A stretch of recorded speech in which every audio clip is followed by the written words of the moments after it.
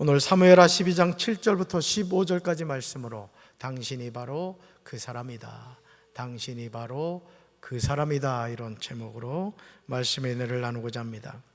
성경에서 하나님의 마음에 합한 사람이라고 하면 다윗입니다. 우리는 어떻게 하면 다윗과 같은 삶을 살 수 있을까 고민하지 않을 수가 없습니다. 약점이 많은 삶을 살면서 어떻게 전능하신 하나님의 마음에 합할 수가 있겠습니까? 사도행전 13장 22절을 보시면 다윗에 관한 하나님의 말씀이 기록되어 있습니다. 우리 말씀 같이 읽습니다. 패하시고 다윗을 왕으로 세우시고 증언하여 이르시되 내가 이새의 아들 다윗을 만나니 내 마음에 맞는 사람이라 내 뜻을 다 이루리라 하시더니. 아멘. 사울이 이스라엘 왕으로 세움을 받았지만 그가 폐위된 이유는 마음 관리를 실패했기 때문입니다. 사울은 자신을 왕으로 세우신 하나님의 말씀에 연속해서 불순종합니다. 그가 그렇게 하는 이유는 정당하게 보이고 맞는 것 같았습니다. 그러나 하나님이 보실 때 사울 왕의 선택은 교만한 행동이었습니다. 오늘 우리가 신앙생활하면서 내가 볼 때, 내가 생각할 때 우리는 이것에 자꾸 치우칠 때가 많죠. 그러나 우리가 하나님의 자녀로 산다는 것은 하나님이 보실 때 어떡하냐, 이게 중요한 거예요. 하나님이 보실 때 사울 왕의 선택은 교만한 행동이었습니다. 사무엘상 13장 8절과 9절을 보시면 사울 왕이 한 행동에 관하여 우리에게 충분히 이해할 수가 있어요. 사울 왕은 선지자 사무엘이 정해준 대로 7일 동안을 기다리는 것을 보게 됩니다. 우리 말씀 같이 읽습니다.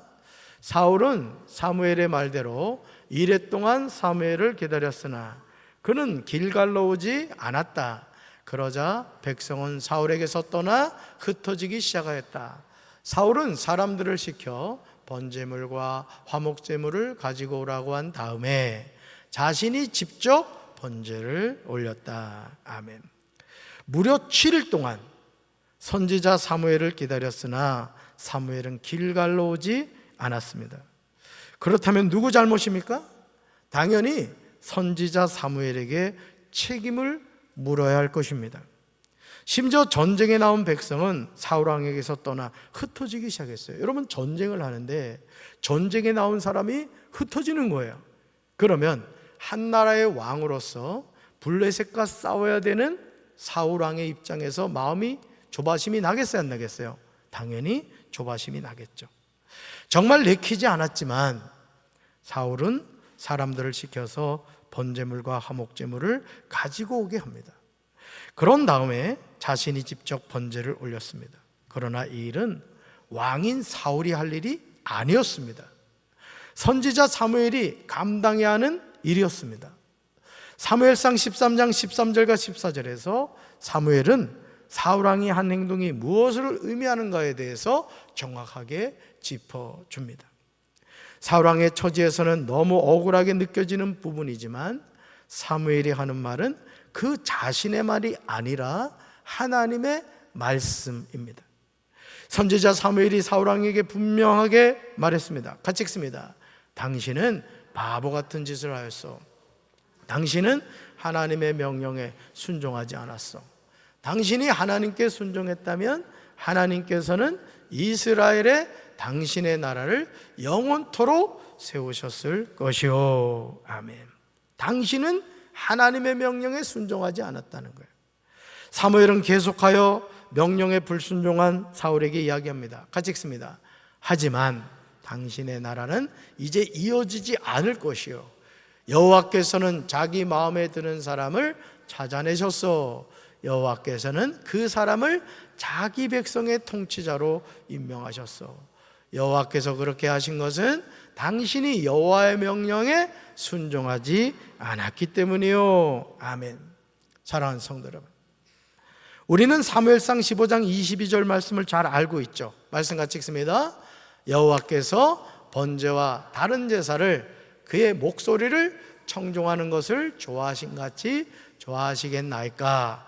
순종이 제사보다 낫고 듣는 것이 수당에 기름보다 나으니. 아멘. 하나님이 우리에게 원하시는 것은 누군가에게 보이기 위한 번제와 다른 제사를 멋지게 드리는 것이 아닙니다. 오히려 하나님의 목소리를 청종하는 것을 원하십니다. 그래서 순종이 뭐보다 낫고 제사보다 낫고, 듣는 것이 뭐보다 낫다고요? 수당의 기름보다 낫습니다. 사울왕이 놓친 것이 바로 이것입니다. 그는 블레셋과의 전쟁에서 승리하는 비결이 번제와 화목제물을 드린 것으로 생각했습니다. 그러나 하나님이 원하신 것은 뭐였다고요? 순종이었습니다. 전쟁의 승패를 결정하는 요소는 무엇을 하고 하지 않느냐에 달린 것이 아니었습니다. 전쟁은 여호와께 속한 것임을 깨달았어야 합니다. 사울왕의 불순종으로 말미암아 사무엘상 13장 14절 하반절의 말씀대로 하나님은 새로운 왕을 세우십니다. 바로 그 왕이 다윗이었습니다. 사울의 불순종으로 새롭게 세울 왕의 기준이 무엇이었는지 우리는 주목해서 봐야 됩니다. 우리 말씀 같이 읽습니다. 여호와께서 그의 마음에 맞는 사람을 구하여 여호와께서 그를 그의 백성의 지도자로 삼으셨느니라. 아멘. 사랑하는 성도 여러분, 사울왕은 하나님이 세우신 왕입니다. 그러나 사울이 하나님의 명령에 불순종할 때 그는 왕의 자리에서 폐위되고 말았습니다. 그리고 새롭게 세운 왕이 다윗이었습니다.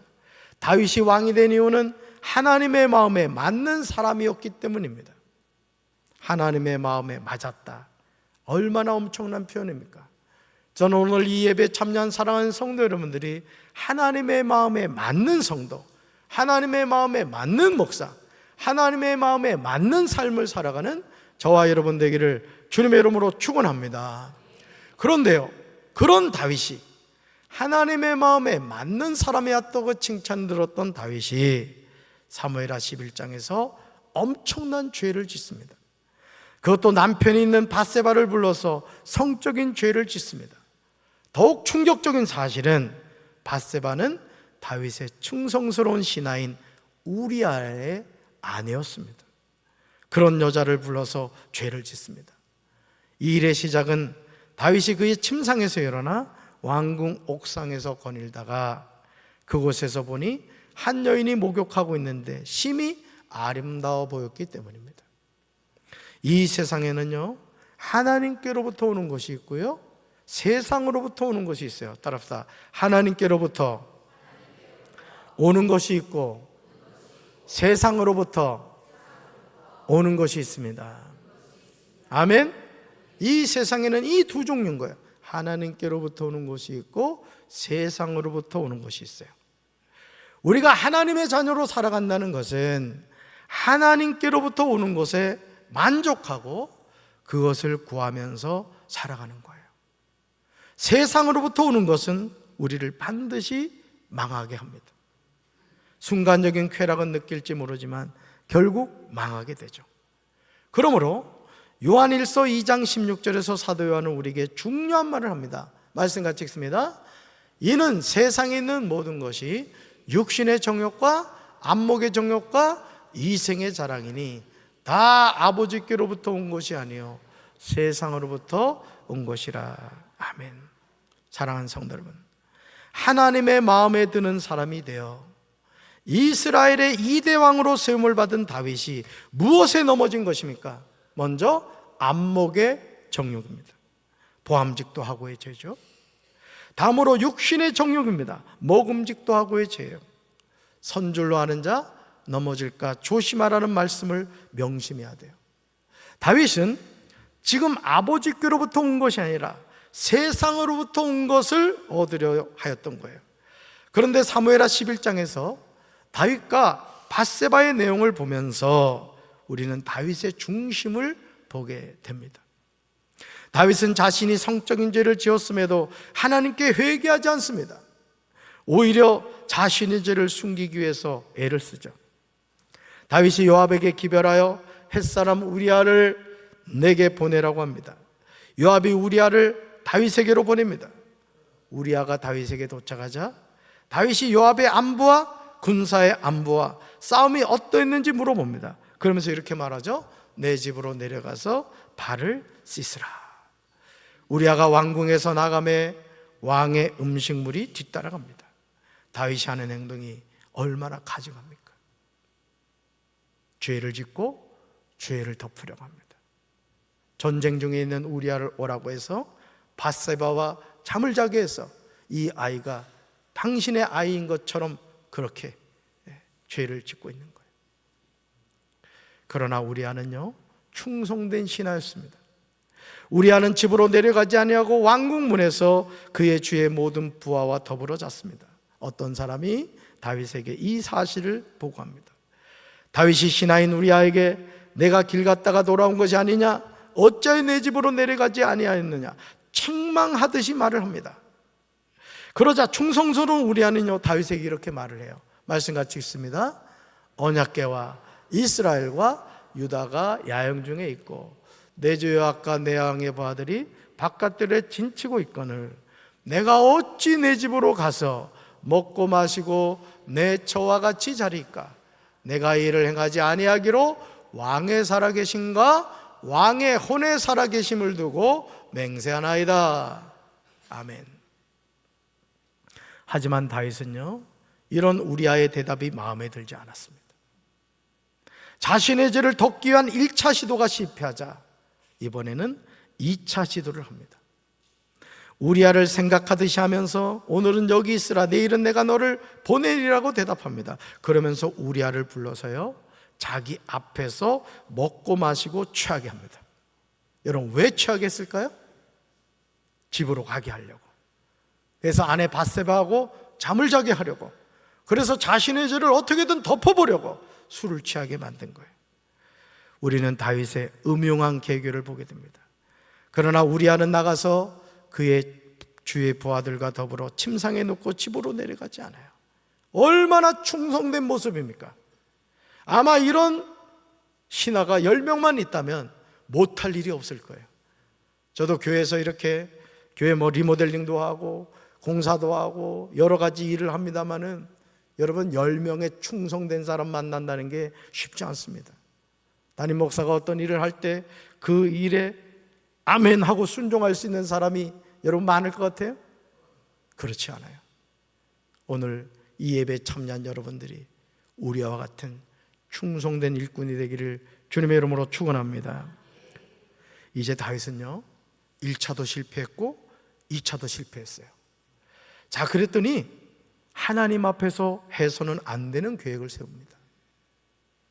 우리아의 손에 자신이 쓴 편지를 요압에게 보냅니다. 내용의 핵심은 바로 이것이에요. 우리아를 맹렬한 싸움에 앞세워두고 너희는 뒤로 물러가서 그로 맞아 죽게 하라는 거예요. 누구 손에요? 우리아의 손에. 누구 편지? 다윗 왕의 편지를.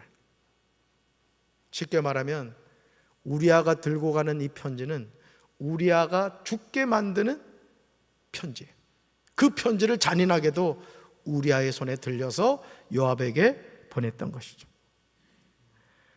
다윗 왕의 편지를 받은 요압은 다윗의 의도를 알고 그 성을 살펴 용사들이 있는 것을 아는 그곳에 우리아를 둡니다. 그 성 사람들이 나와서 요압과 더불어 싸울 때 다윗의 부하 몇 사람이 엎드려지고 햇사람 우리아도 죽었습니다. 사랑하는 성도 여러분, 얼마나 흉악한 죄악입니까? 다윗이 잘나서 왕이 되었습니까? 하나님의 택하심으로 왕이 되었어요. 아버지의 사랑도 못 받고 형들의 존중도 못 받는 그런 무시받는 팔형제의 막내로서 하나님이 세우셔서 왕이 되었는데 다윗이 지금 이런 죄를 짓고 있는 거예요. 하나님의 마음에 맞는 사람이 되어서 이스라엘의 왕이 되었습니다.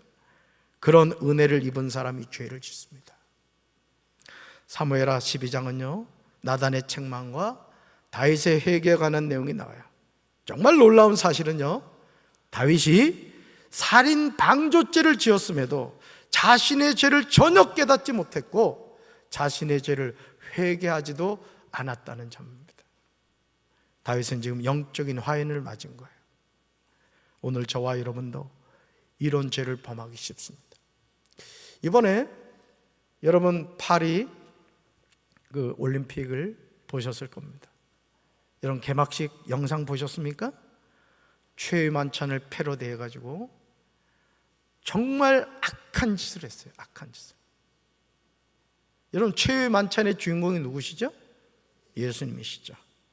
그런데 그 예수님이 계셔야 될 자리에 어떤 이상한 놈이 이상한 복장을 하고, 여러분 아십니까? 그 남자 성기보인 거 아세요? 누굴 모독한 거예요? 예수님의 이름을 모독하고 하나님을 모독한 거예요. 지금 이 세상이 그렇게 타락해 가고 있습니다, 여러분. 여러분, 최후의 만찬 얼마나 유명한 작품입니까? 그 작품을 패러디해 가지고 예수 이름을 욕되게 하고 하나님의 영광을 가리는 일을 세상에, 저 유럽, 프랑스라는, 저그들은 뭐 잘나고 똑똑했다고 하면서 동양인 말이죠, 막 비하고 그러면서 그런 악한 짓을 했어요. 오늘 우리가요, 하나님의 자녀로 살면서 정신 차려야 됩니다. 동성애를 인정하고 차별금지법을 인정하고 말이죠, 온갖 악한 행위가 이 세상을 지금 잠식해 가고 있어요. 저는 우리 사랑하는 성도 여러분들이 영적으로 깨어있게 되길 주님의 이름으로 축원합니다. 주님의 이름으로 축원합니다. 자신의 죄를 전혀 깨닫지 못하고 있는 다윗에게 하나님은 선지자 나단을 보내십니다. 그러시면서 한 성읍에 두 사람이 있는데 한 사람은 부하고 한 사람은 가난하다고 하십니다. 그 부한 사람은 양과 소가 심이 많고, 가난한 사람은 아무것도 없고 자기가 사서 기르는 작은 암양 새끼 한 마리 뿐이에요. 그러니까 이 부자와 가난한 사람 뭐 비교가 안 되는 거죠. 그 암양 새끼는 그와 그의 자식과 함께 자라며 그가 먹는 것을 먹으며 그의 잔으로 마시며 그의 품에 누움으로 그에게는 딸처럼 되었어요. 얼마나 귀했으면, 암양 새끼 아내가 얼마나 귀했으면 이 가난한 사람에게는 딸처럼 되었다고요. 저도 어린 시절 지금도 기억나는 것이, 겨울에 소가 송아지를 낳았어요. 그런데 날씨가 춥다고 세상에 송아지를 안방으로 데리고 오는 거예요. 얼마나 놀랐는지. 여러분, 왜 그런지 아세요? 아마 시골에서 자란 분들은 알 거예요.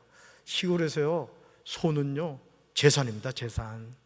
그래서 예전에 우리 자녀들 공부시키려고 우리 부모님들이 정말, 여러분, 시골에서는 소가 없으면 농사를 못 짓거든요.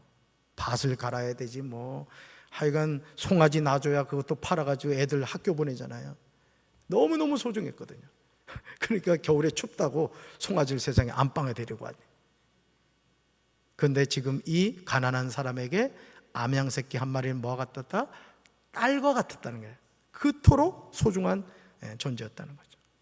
그런데 어떤 행인이 그 부자에게 옵니다. 부자가 자기에게 온 행인을 위하여 자기 양과 소를 아껴 잡지 않습니다.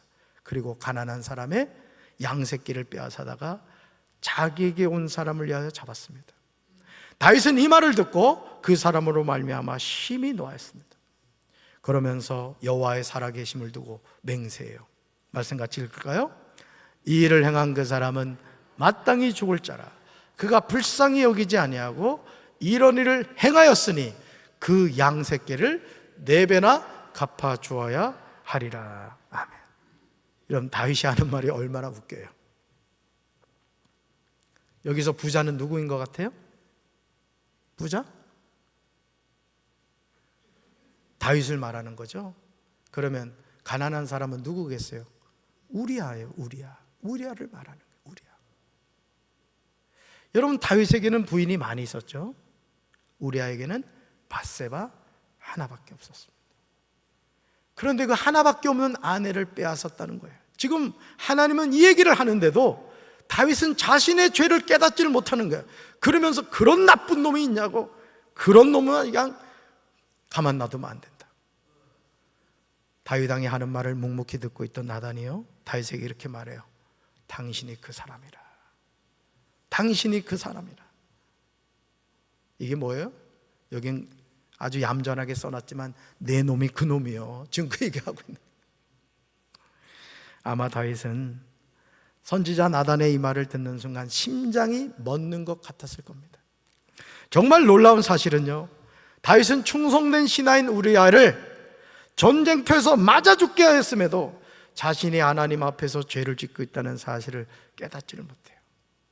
오늘 우리가 신앙생활하면서 처음에는 안 되는데 하다가 어느 순간 죄를 짓기 시작하고 어느 때부터는 그 죄가 아주 자연스럽게 내 삶에 같이 묻어져 가는 것을 보게 됩니다.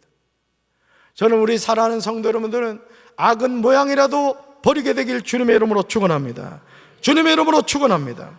하나님은 자기 죄를 깨닫지 못하는 다윗에게 비유로 말씀하시는 이렇게 전해요. 파란 글씨를 잘 보면서 읽어봅니다.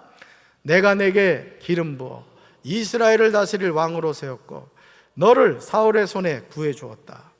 내가 내 주인의 집을 내게 주었고 내 주인의 아내들도 내 팔에 안겨 주었다. 이스라엘과 유다의 집도 내게 주었다. 그리고 이 모든 것이 모자랐다면 내가 더 많이 주었을 것이다. 아멘. 누가 다윗을 이스라엘을 다스릴 왕으로 세우셨습니까? 내가 내게 기름을 부어 이스라엘을 다스릴 왕으로 세웠고라고 나오죠. 여기서 인칭대명사를 보시면 누가 갑이고 누가 을인지를 정확하게 표현하고 있습니다. 사무엘하 12장 9절에서 하나님은 내가 여호와의 말씀을 업신여겼다고 하십니다. 말씀 같이 읽습니다. 그러한데 어찌하여 내가 여호와의 말씀을 업신여기고 나보기에 악을 행하였느냐. 내가 칼로 햇사람 우리아를 치되 암몬 자손의 칼로 죽이고 그의 아내를 빼앗아 내 아내로 삼았도다. 아멘. 사랑하는 성도 여러분, 내가 여호와의 말씀을 업신여기고 나보기에 악을 행하였느냐. 하나님의 이 말씀은 다윗에게만 하시는 말씀이 아니에요. 오늘 우리가 신앙생활을 한다고 하면서 요즘 간통죄가 없어졌다고 성적인 죄를 막 밥 먹듯이 짓고 말이죠. 죄를 짓고도 그게 죄인지도 모르고, 젊은이들도 무슨 혼전순결이냐 요즘 같은 세상에. 여러분, 오늘 우리가 정신 차려야 됩니다. 소돔과 고모라가 왜 왔습니까? 성적인 타락으로 온 거예요. 지금 이 세상이 마찬가지예요. 여러분, 전 세계를 대표하는 올림픽에 최후 만찬을 패러디해서 예수님이 계셔야 될 그 자리에 벌거벗은 놈이 말이죠, 성기를 드러내고, 얼마나 여러분 심각한 상황인지 아시겠어요? 우리가 영적으로 기도해야 될 줄로 믿습니다. 기도해야 될 줄로 믿습니다. 오늘 우리도요, 다윗과 같은 죄를 범하며 살 때가 많아요. 그런데 문제는 자신이 짓고 있는 죄를 죄로 보지 않는다는 사실이에요. 영적인 와인이 이렇게 무섭습니다. 하나님은 다윗에게 죄의 결과가 무엇인지 사무엘하 12장 10절과 11절에서 분명히 말씀하세요. 그러면서 말씀하시죠. 같이 읽습니다. 너는 은밀히 행하였으나 나는 이스라엘 앞에서 백죄의 일을 행하리라. 아멘. 그리고 하나님이요, 나단을 통하여 다윗에게 예언한 대로 사무엘하 16장 22절에 이 말씀이 이루어져요. 말씀 같이 읽습니다.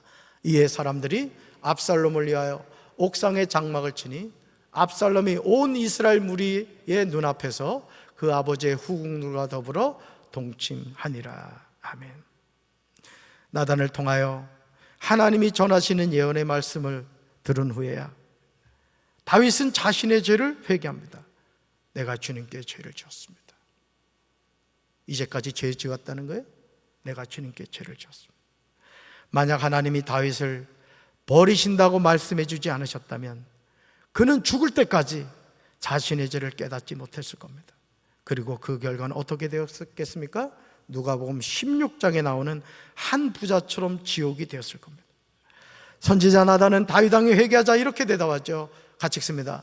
여호와께서 왕의 죄를 용서해 주셨으니 왕은 죽지 않을 것입니다.